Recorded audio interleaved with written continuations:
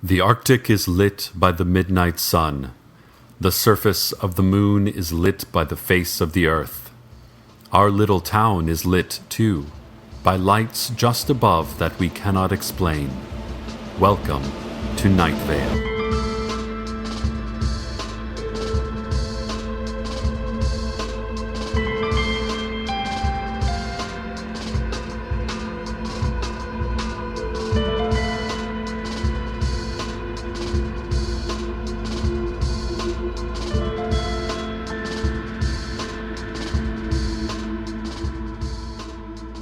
The Найт-Вейл Daily Journal has announced that they will be cutting back their publication schedule to Monday through Thursday only, due to the economic downturn and a massive decline in the literate population.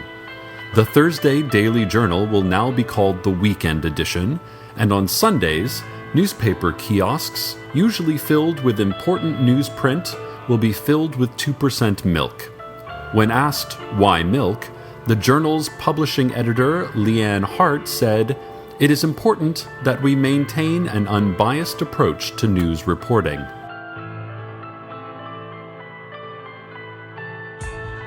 The Найт-Вейл Business Association is proud to announce the new Найт-Вейл Stadium, next to the Найт-Вейл Harbor and waterfront recreation area. The stadium will be able to seat 50,000, but will be closed all nights of the year except November 10th for the annual Parade of the Mysterious Hooded Figures, in which all of our favorite ominous hooded figures, the one that lurks under the slide in the Найт-Вейл Elementary Playground, the ones that meet regularly in the dog park, and the one that will occasionally openly steal babies, and for reason no one can understand, we all stand by and let him do it. All of them will be parading proudly through Найт-Вейл Stadium. I tell you, with these new facilities, it promises to be quite a spectacle.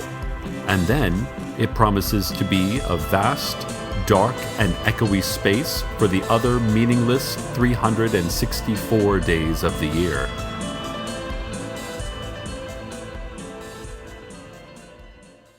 Here at the radio station, it's contract negotiation season with the station management again. That's always an interesting time. Now, obviously, I'm not allowed to go into details, but negotiation is tricky when you're never allowed to glimpse what you're negotiating with.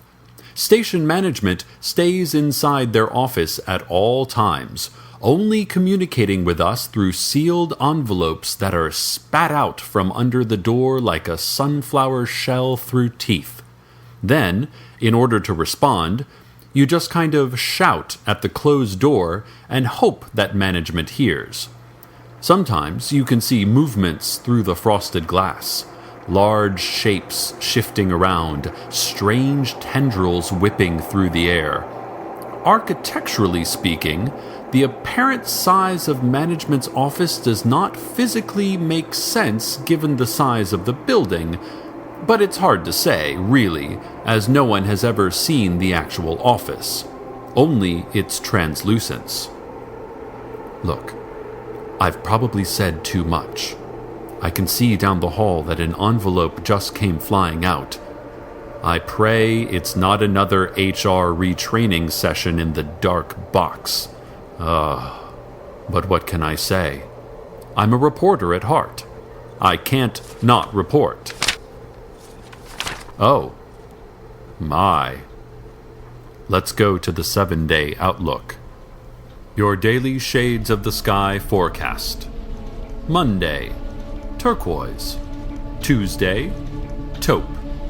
Wednesday, robin's egg. Thursday, turquoise taupe.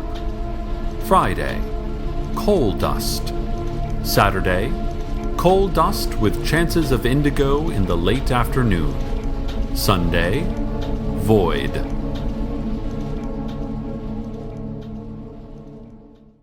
The City Council has asked me to remind everyone about the new drive to clean up litter. Найт-Вейл is our home, and who wants to leave trash all over their home? put it in the garbage can, listeners. And if you see any trash around, pick it up and throw it away. Do your part. Unless the trash is marked with a small red flag. The council has asked me to remind you that any litter marked with a red flag is not to be picked up or approached. Remember the slogan, no flag goes in the bag. Red flag, run. Listeners, we are currently fielding numerous reports that books have stopped working.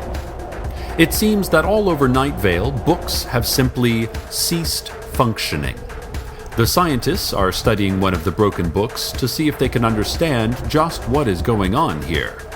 The exact problem is currently unclear, but some of the words being used include sparks, meat smell, biting, and lethal gas. For your own safety, please do not attempt to open a book until we have more information on the nature and cause of these problems. The City Council has released only a brief statement, indicating that their stance on books has not changed, and that, as always, they believe that books are dangerous and inadvisable, and should not be kept in private homes. Another warning for Найт-Вейл residents. Sources say that the used and discount sporting goods store on Flint Drive is a front for the world government. This is based on extensive study of the location, and also because it has a black helicopter pad on which black helicopters regularly depart and land. Fairly unusual for a used and discount sporting goods store. We sent our intern, Chad, to try buying a tennis racket, and have not heard back from him for several weeks. This brings me to a related point. To the parents of Chad, the intern, we regret to inform you that your son was lost in the line of community radio duty and that he will be missed and never forgotten. May you all feel blessed to have the family that you have. And if you're looking for sporting goods, check out Play Ball right over by our own Найт-Вейл community radio station. Play Ball is only a front for the sheriff's secret police, and so can be completely trusted.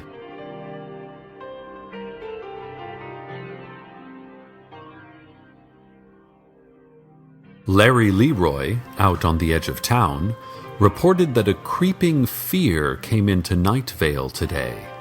He felt it first as a mild apprehension, then a growing worry, and finally a mortal panic. It passed from him to the employees at the car lot, who crouched behind their cars and cast fearful eyes at the empty sky.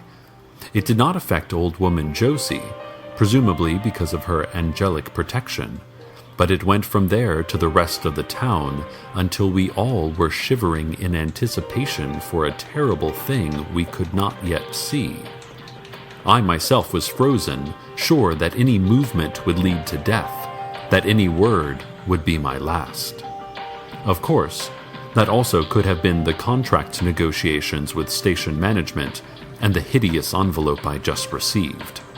Also, I'm battling Lyme disease. Meanwhile, the creeping fear passed, first leaving Larry Leroy out on the edge of town, and then the car lot, where they went back to offering gently used cars at affordable prices, and finally the rest of us, who could go back to living with the knowledge that, at any given moment, we will either live or die, and it's no use guessing which. It is not currently known where the creeping fear will go next. Hopefully, to Desert Bluffs. It would serve them right. 2 hawk-eyed listeners sent in reports that Carlos, our curious scientific visitor, was seen getting his beautiful, beautiful haircut. He was having his gorgeous hair shorn. Cut short. So very short from his perfectly shaped, brilliant head. Listeners, I am not one to gossip even if it is a local celebrity, but please explain to me why Carlos would strip away, decimate any part of his thick black hair not to ignore the dignified, if premature, touch of gray in the temples. What treacherous barber should agree to such depravity? Who takes mere money or even soulless joy in depriving our small community of such a simple but important act as luridly admiring Carlos's stunning coif? Reports from 2 intrepid sources are that it was Telly the barber. Telly, who likes sports and has posters of combs. Telly the barber seems to be the one who betrayed our community. Telly the barber. It is Telly the barber at the corner of Southwest 5th Street and Old Musk Road, with the red and white spinning pole and the sign that says, Telly's. Telly is about 5'9" with a small mustache and a thick potbelly. He talks with an accent and sneers.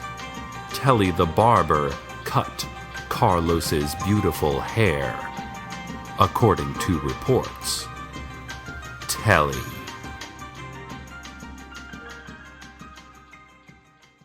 Now, while I gather myself, let's have a look at traffic. Oh, wow. Well, that looks pretty good. Yep. Yes. Okay, not too bad there either, I see.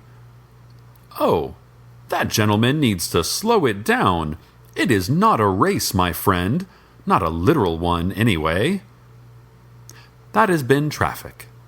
And now for an editorial. I don't ask favors much, dear listeners, that you know.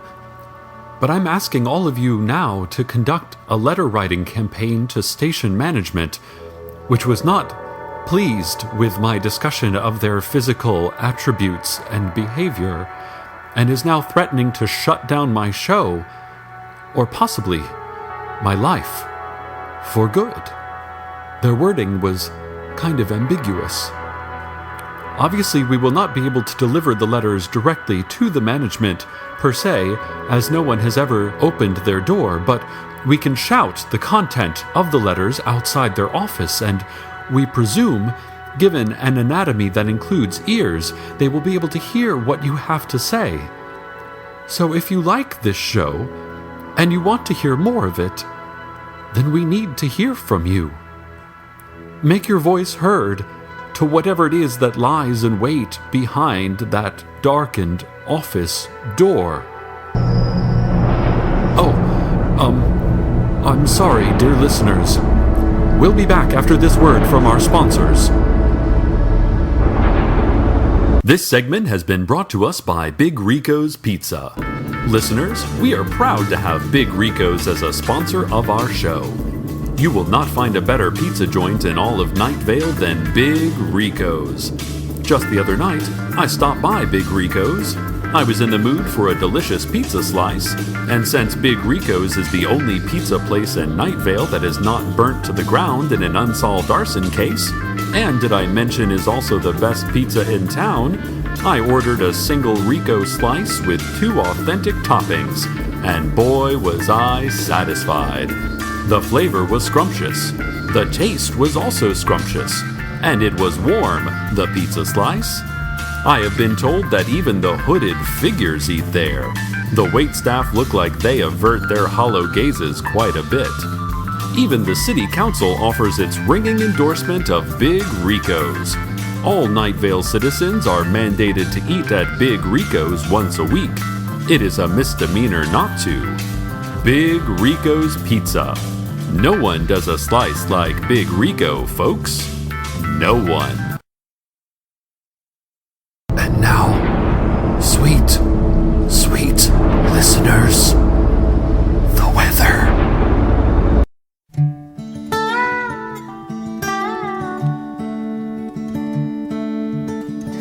We stopped for peaches, a little roadside stand. Man said his name was Bill. I said I'm Chuck and this is Annie. He said Annie was the one, only true love of his life. And they met at his wedding but by then he had a wife.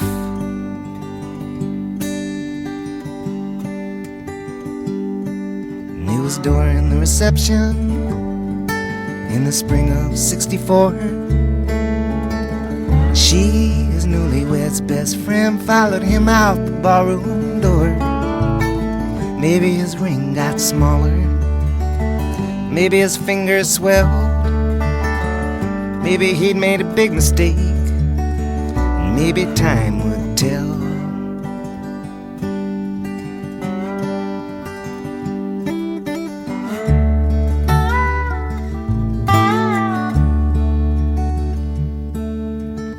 Bill asked, "Do you feel what I feel?" And Annie said, "I do."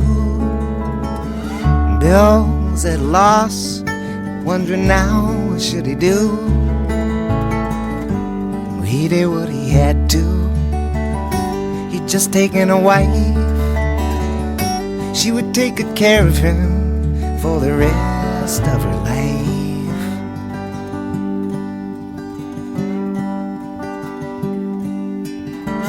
Bill and Annie fought the urge. They saw each other often. She was there in black, but Dave Bell's wife lay in her coffin. By then she'd gotten married, by then she'd moved away. She'd asked Bill for his blessings, he'd said it was okay.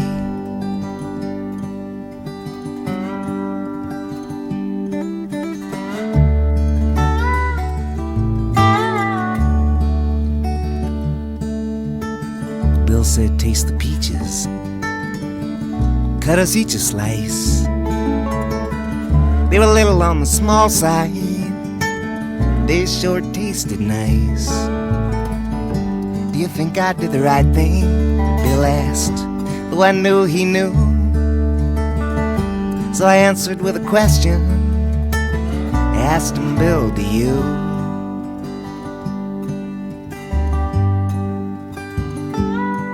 He said, "Annie, pleased to meet you. Nice to meet you, Chuck."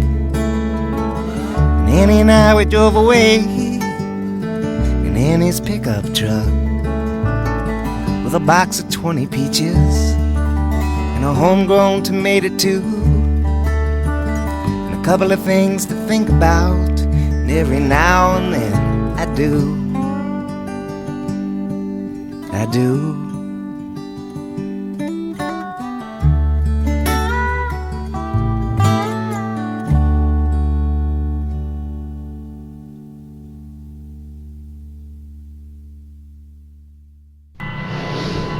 Hello, radio audience.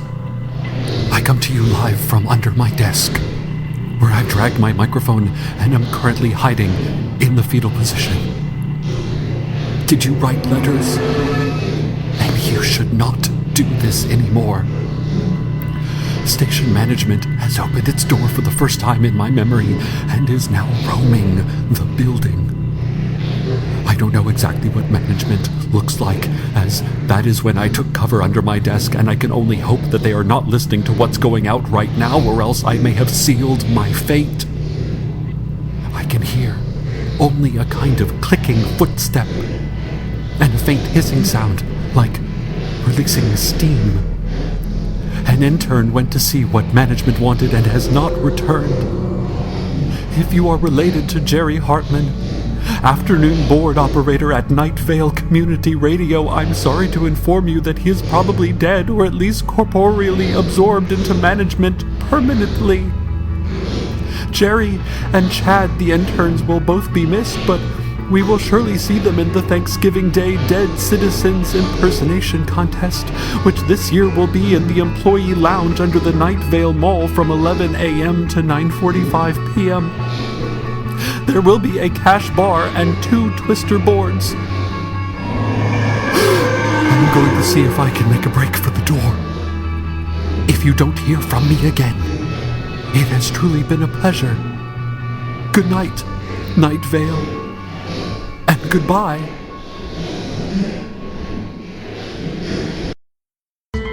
Welcome to Найт-Вейл is a production of Commonplace Books. It is written by Joseph Fink and Jeffrey Craner and produced by Joseph Fink. The voice of Найт-Вейл is Cecil Baldwin. Original music by Disparition. All of it can be downloaded for free at disparition.info. This episode's weather was Bill and Annie by Chuck Brodsky. Find out more at chuckbrodsky.com.